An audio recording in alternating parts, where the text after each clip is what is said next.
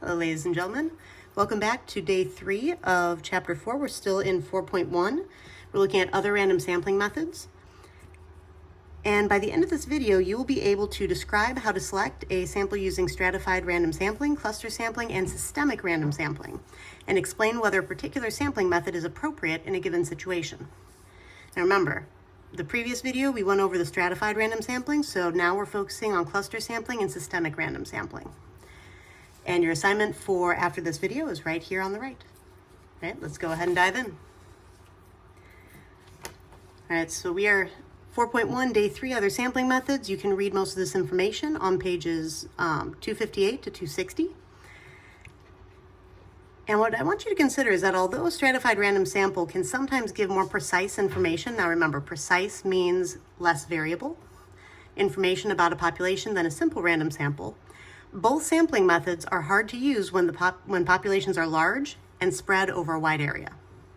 In that situation, we'd prefer a more efficient method that still incorporates appropriate randomization. All right, so remember, the key to this next part is we're considering what else we can do besides simple random sampling and stratified random sampling when a population is large and spread over a wide area. This is when we resort to these others. All right. And that leads us to the question of what is a cluster and what is a cluster sample. For our first definition, a cluster is a group of individuals in the population that are located near each other.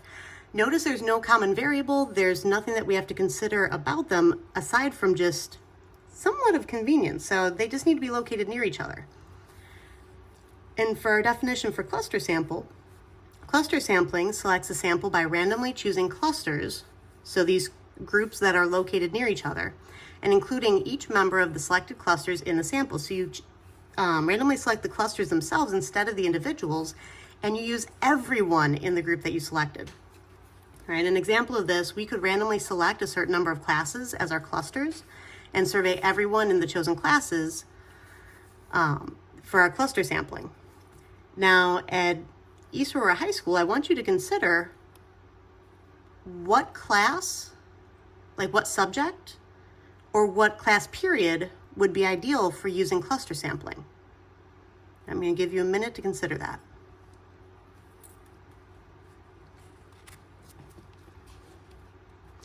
At East High, every single student is in a class during second period. Some students have late arrival. Students have third, fourth, fifth, sixth lunch, so those periods are out. Some students are in the lunchroom during those periods. Some students have early release because they don't have a 7th period class. So the only time that students are all in a classroom somewhere in the building and everyone is supposed to be in attendance is second period. So second period would be ideal for surveying using clusters, and we can actually use the classes themselves as the clusters. Also, every single student in the state of Illinois has to pass 4 years of English. That means that generally, every single year students are taking English. So we could also randomly select a certain number of English classes and use the English classes as our clusters, and everyone in the English classes chosen would be part of the sample. All right, so those are a couple of examples. Now, what is the benefit of using a cluster sample? How is it different than a stratified sample, and are there any drawbacks? So the benefit is that it often saves time and money.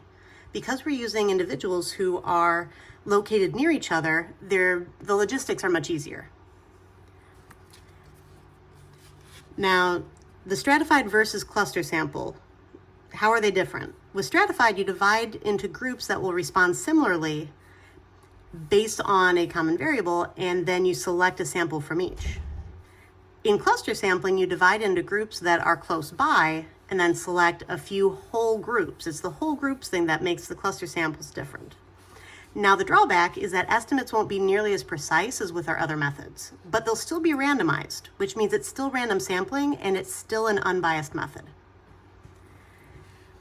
Now, another type of sampling that we could use is systemic random sampling. So what is a systemic random sample?